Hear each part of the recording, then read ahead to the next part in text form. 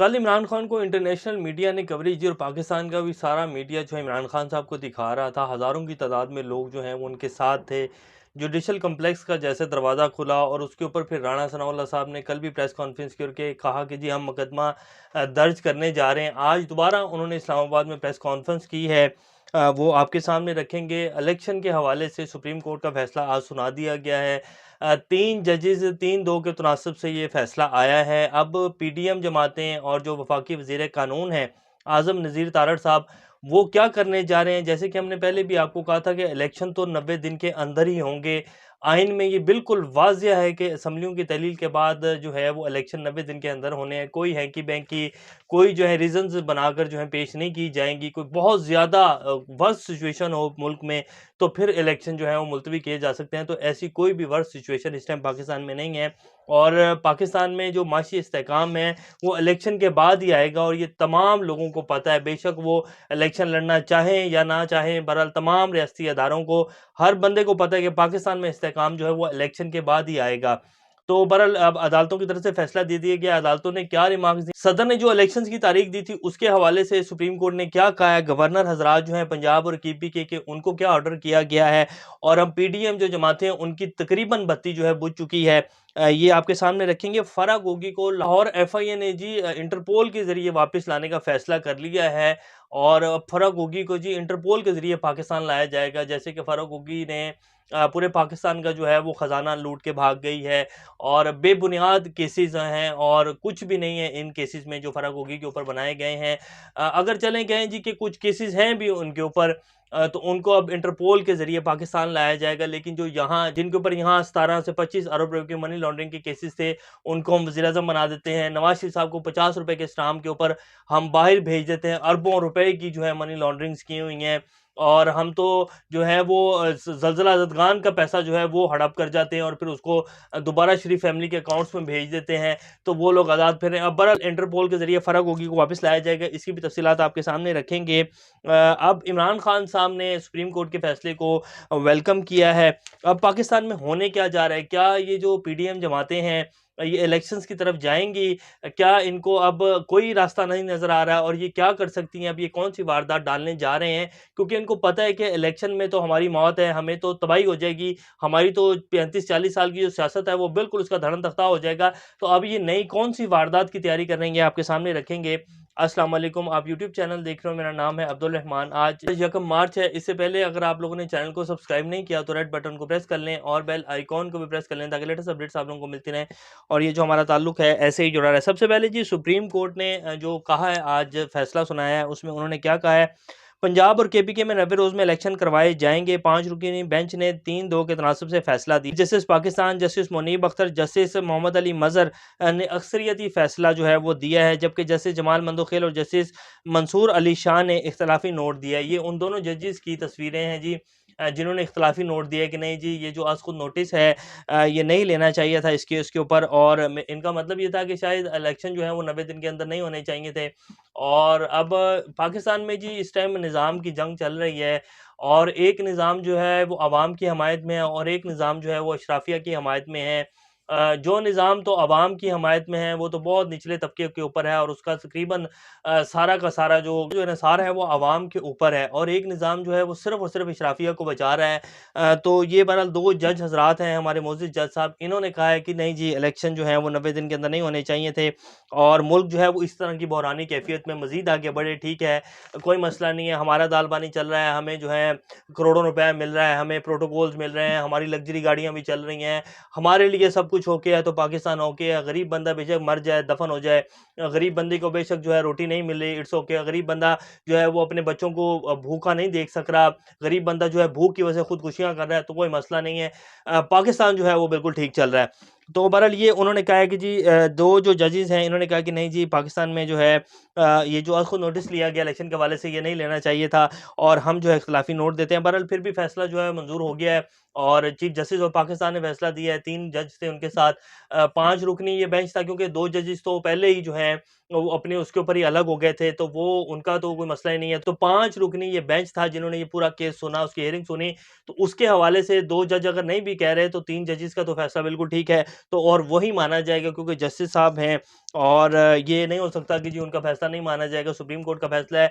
Chief justice of Pakistan जो है वो बेंच में शामिल थे, तो अब इसको कान को इधर से पकड़ लें, इधर से पकड़ें, इलेक्शन तो 90 दिन के अंदर ही होंगे। और जो अब ये वारदात डालने जा रहे हैं पीटीएम वाले, वो भी आपके सामने रखें, लेकिन अब चीफ जस्टिस साहब ने कहा है वो आपको बता देते हैं।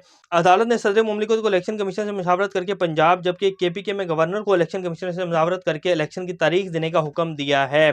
सदर साहब ने 9 अप्रैल की तारीख दी थी, और उसके ऊपर जो है उन्होंने चीफ जस्टिस साहब ने कहा, सुप्रीम कोर्ट ने कहा कि जी आपने पंजाब के हवाले से तो तारीख ठीक दी, क्योंकि पंजाब के जो गवर्नर हैं उन्होंने समरी के ऊपर साइन नहीं किया था, तो आपने बिल्कुल ठीक तारीख दी और आप जो है इसका हक था आपको। लेकिन जो केपीके के गवर्नर हैं उन्होंने तो साइन किया था बाकायदा असम्बलियों की तहलील के ऊपर, तो वहाँ जो आपका आईनी हक है उसको वो आप नहीं इस्तेमाल कर सकते थे, तो आपका जो तारीख हमने दी वो कलअदम करार देते हैं। और गवर्नर साहब जो है वो इलेक्शन कमिश्नर से मुशावरत करके जो है वो तारीख दें, और लेकिन ये तारीख जो है वो देनी पड़ेगी। और सदर साहब ने जो इलेक्शन कमीशन को ख़त लिखे थे वो उनका आईनी हक था, और उनको उनके साथ मुशावरत करने का हक है। और सदर साहब को इस आईनी हक से कोई भी दस्तबरदार जो है वो नहीं कर सकता। सदर साहब ने बिल्कुल अपना आईनी हक इस्तेमाल किया है, तो इलेक्शन जो है अब वो 90 दिन के अंदर ही होंगे। लेकिन इस पूरे फैसले में जो अहम एक बात है वो आपके सामने रख देते हैं, जो ऑर्डर किया गया बाकायदा, क्योंकि ये कहा जा रहा था कि जी तमाम जितने भी अदारे हैं, वफाकी हों या सूबाई हों, उन्होंने सिक्योरिटी भी देने से जो है इनकार कर दिया है, और पैसे भी देने से इनकार कर दिया है। तो इलेक्शन कमीशन कह रहा था जी हमारे पास तो बजट ही नहीं है, ना हमें सिक्योरिटी दे रही है, रेंजर्स ने भी इनकार कर दिया है, ना हमारे पास बजट है, तो हम कैसे इलेक्शन करवाएंगे, हम तो इलेक्शन करवाने के लिए तैयार हैं। तो बाकायदा जो सुप्रीम कोर्ट की तरफ से ऑर्डर किया गया है वो आपके सामने रख देते हैं। उन्होंने कहा कि इसके साथ साथ तमाम वफाकी और सूबाई अदारे इलेक्शन कमीशन को सिक्योरिटी समेत हर तरह की मदद फराहम करेंगे। तो इलेक्शन जी 90 दिन के अंदर होने जा रहे हैं। इमरान खान साहब ने इसको वेलकम किया और कहा है कि जी हम जो अपनी जेल भरो तहरीक है उसको भी ख़त्म करने का ऐलान करते हैं, और अब हम पंजाब और केपीके में फुल ऑन जो है इलेक्शन कैंपेन शुरू करने जा रहे हैं।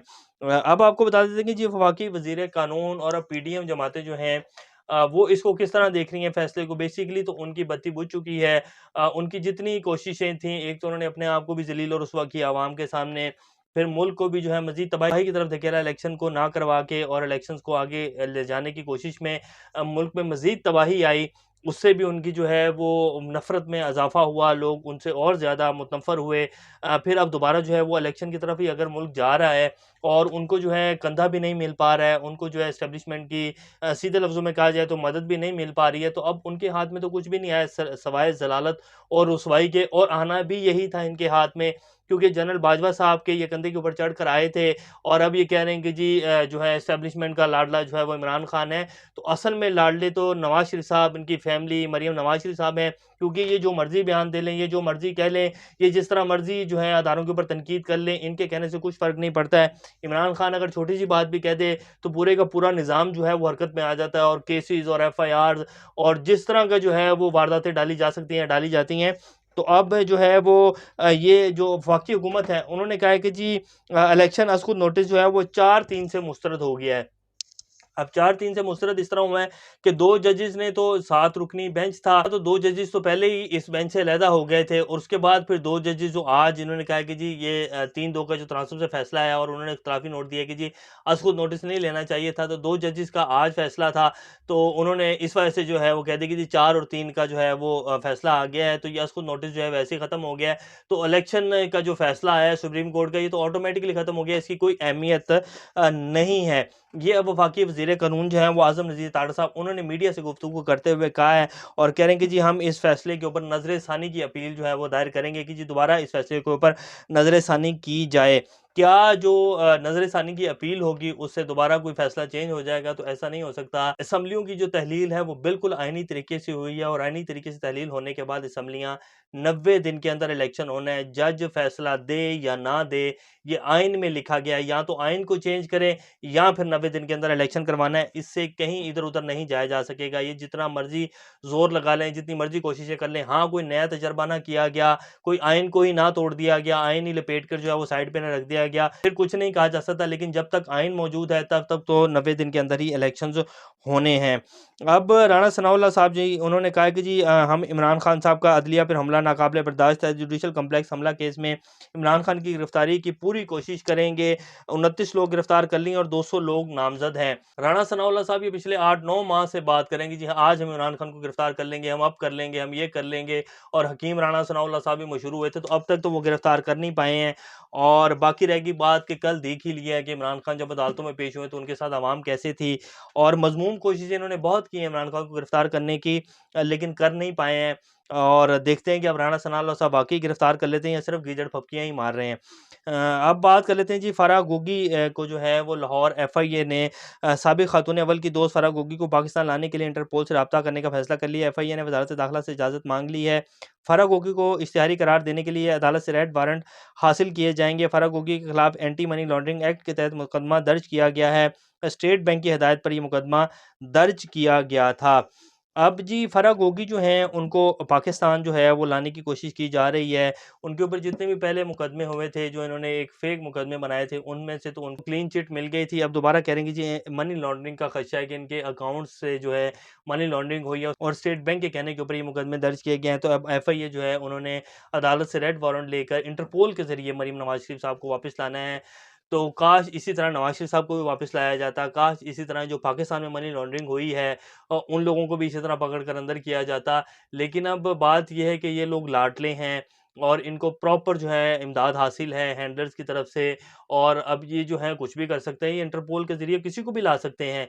बात सिर्फ ये है कि पाकिस्तान में अगर कोई बंदा आए और वो काम करना चाहे तो पाकिस्तान में सब कुछ ठीक हो सकता है, एहतसाब भी हो सकता है, पाकिस्तान में सारे काम जो है वो ठीक हो सकते हैं। लेकिन अगर करने की नीयत हो और अगर ना करना हो तो फिर पाकिस्तान आपके सामने है पिछले 75 साल से कैसे चल रहा है। अब यही फ़र्क होगी है, इनको इंटरपोल के ज़रिए वापस लाया जा सकता है और ये ले भी आएँगे क्योंकि तमाम निज़ाम की जो है वो हमायत हासिल है। और इमरान खान को किसी न किसी तरीके से गंदा करना है, उनकी पार्टी के ऊपर कीचड़ उछालना है, उनकी मिसेज़ के ऊपर कीचड़ उछालना है, इमरान खान की जो एक पॉपुलैरिटी है उसमें कमी लानी है, उनके ऊपर कीचड़ उछालना है, तो फिर पूरा निज़ाम मिलकर जो है फ़ारूक गोगी को वापस ले आएगा।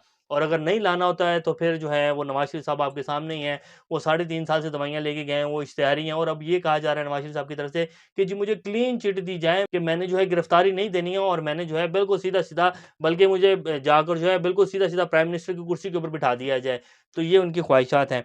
तो बहरहाल इलेक्शन होने जा रहे हैं जी, बहुत अच्छी खबर है और आने वाले दिनों में ऐसी अच्छी खबरें ही मिलेंगी। अभी तक के लिए इतना ही, अपना और इस चैनल का ख्याल रखिएगा। अल्लाह हाफ़िज़।